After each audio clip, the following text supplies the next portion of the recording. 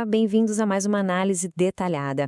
Hoje a gente vai destrinchar a Lei de Acesso à Informação, mundialmente conhecida aqui no Brasil como LAI. Pensa nela como uma ferramenta absolutamente prática para o nosso empoderamento civil. Sério, é uma lei que literalmente reconfigurou a forma como todo o aparato governamental lida com os dados públicos. Bom, vamos mergulhar nisso. Nosso roteiro de hoje passa por 5 pontos fundamentais. Primeiro, a regra da transparência. Depois, como acessar a informação. Em seguida, os limites do segredo de Estado. Aí a gente fala sobre a proteção de informações pessoais e, para fechar, as penalidades para quem quebra essas regras. É um mapa bem direto ao ponto para a gente entender como essa legislação equilibra o direito absoluto à informação com aquela necessidade super estrita de manter algum sigilo. Começando pela seção 1, a regra da transparência e como isso causou uma mudança gigantesca no paradigma democrático brasileiro. A aprovação da lei não foi só uma lei nova, foi uma mudança histórica enorme. O artigo 3º altera fundamentalmente a relação entre o Estado e o público. Sabe aquela velha cultura burocrática das portas fechadas? Pois é, ela inverte isso. A partir dessa regra, a publicidade, a transparência, passa a ser o preceito geral. Ou seja, a configuração padrão do governo agora é ser transparente. O sigilo deixa de ser a regra e passa a ser a exceção da exceção. Tudo tem que estar à luz do dia. E isso ilustra de forma brilhante como as definições legais lá do artigo 4º são propositalmente amplas. Olha só, informação é basicamente qualquer dado que transmita conhecimento, em qualquer formato. Já o documento é a unidade que registra essa informação. Em resumo, a lei cobre absolutamente tudo, desde planilhas digitais modernas guardadas na nuvem até aqueles velhos arquivos de papel quase caindo aos pedaços esquecidos nos porões das prefeituras pelo país afora. A regra vale para tudo. Agora, dentro dessa transparência toda, a gente tem a transparência ativa, que é aquela obrigação de publicar online despesas e contratos. Só que o artigo 8º traz um número interessante, 10 mil. Municípios que têm menos de 10 mil habitantes são legalmente dispensados de manter um portal da transparência super complexo na internet. Ah, mas espera aí, não é passe livre para esconder dado não, tá? Eles ainda são obrigados a fornecer em tempo real os dados financeiros para o público. A prestação de contas tem que continuar firme e forte. Vamos passar para a nossa seção 2. Como acessar a informação. É aqui que a gente entende a mecânica dos pedidos. Aqui a gente entra no território da transparência passiva, que é quando a gente vai lá e pede o documento. E esse é um detalhe incrivelmente empoderador do artigo 10º. Nenhuma justificativa é necessária. As autoridades são estritamente proibidas de perguntar por que alguém quer acessar uma informação pública. A informação já é da sociedade, né? Querer ver o dado é o único motivo que qualquer um precisa ter. Vamos seguir em frente e ver como isso se constrói na prática. O artigo 11º traz uma linha do tempo muito estrita que o governo precisa seguir. O passo 1 é o acesso imediato. A informação está ali na mão, tem que ser entregue na hora. Se não der, a gente vai para o passo 2, que é um prazo máximo de 20 dias de espera para o órgão responder. E por fim, o passo 3 é uma extensão de 10 dias. Mas detalhe, essa prorrogação só rola se tiver uma justificativa muito bem explicada. Nada de deixar pedido mofando na gaveta. Outro ponto sensacional do artigo 12º, todo o serviço de busca e fornecimento dessa informação é totalmente gratuito.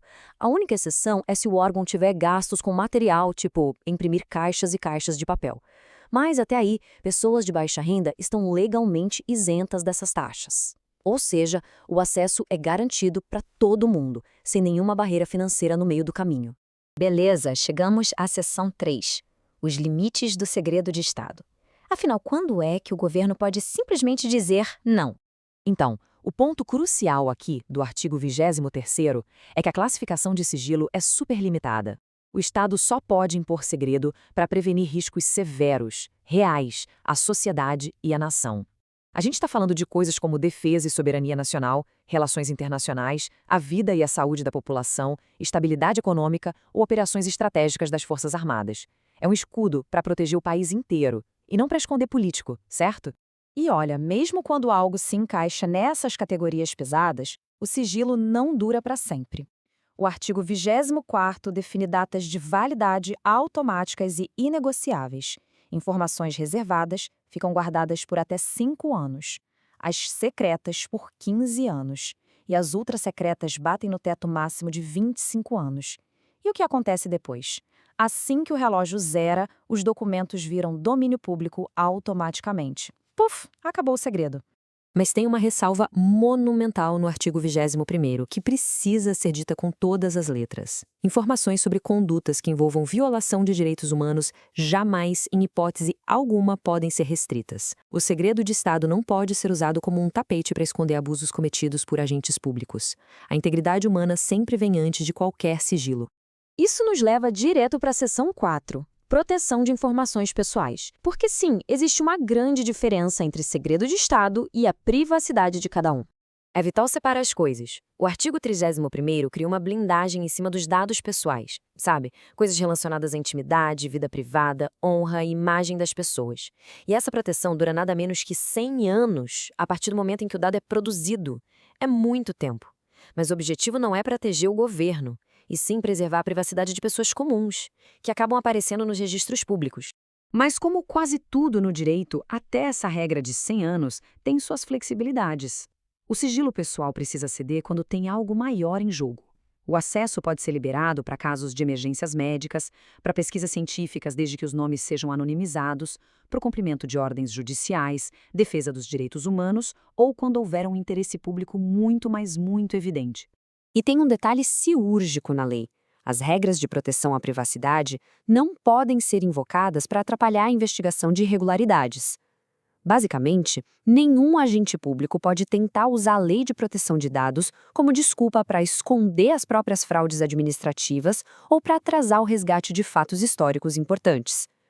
Privacidade é direito civil, não é ferramenta de corrupção. O que nos traz a nossa quinta e última seção, as penalidades.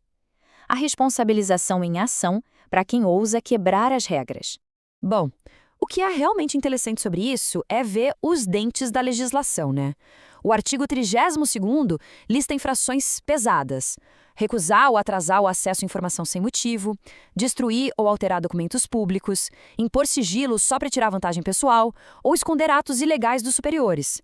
Quem tenta sabotar a transparência pode sofrer punições administrativas, militares e, dependendo do caso, ações civis bem sérias. A brincadeira custa caro. E não pensem que só os funcionários públicos estão na mira. O artigo 33º deixa claro que entidades privadas que lidam com dinheiro público também respondem à lei. Se essas empresas ou ONGs descumprirem as regras de transparência, elas podem pegar até 2 anos de suspensão. Isso significa ficar 2 anos inteiros sem poder participar de licitações ou fechar contratos com o governo. O cerco é fechado para todo mundo que mexe com dinheiro público. Para fechar a nossa análise de hoje, fica uma provocação para reflexão. Será que ter uma lei de transparência super bem escrita no papel é suficiente para garantir uma democracia aberta? Ou será que a verdadeira prestação de contas depende quase inteiramente da sociedade arregaçando as mangas, usando a lei, cobrando e fuçando os dados o tempo todo? A lei abriu a porta, mas é responsabilidade de todos nós garantir que ela não se feche. Muito obrigado por acompanhar mais essa explicação com a gente. Até a próxima!